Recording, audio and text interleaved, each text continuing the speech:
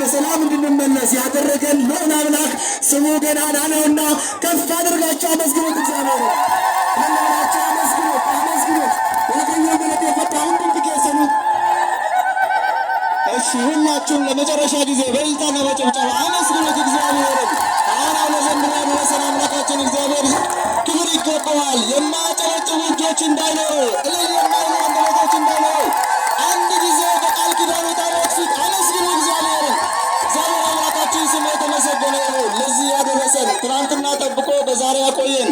የዛሬ ዓመት በዚህ ስፍራ ተገኝተን አመስግነነው ደግሞ ዘንድሮ ጠብቆ ያደረሰን አምላክ ክብር አይገባውም? ምእመናን አመስግኑ እግዚአብሔርን። እግዚአብሔር አምላካችን ስሙ የተመሰገነ ይሁን። አሁን ከመጣንበት ሰዓት አንጻር ያለውን ጊዜ ትንሽ ከበድ ስለሚል በአጭሩ መርሃ ግብሮቻችንን ስለምናከናውን የምታመሰግኑ የደብራችን የፈለገ ብርሃን ሰንበት ትምህርት ቤት ወጣቶች አንድ ጊዜ ምስጋናውን ታቆማላችሁ። ወደ አውደ ምሕረቱ መልሳችኋል።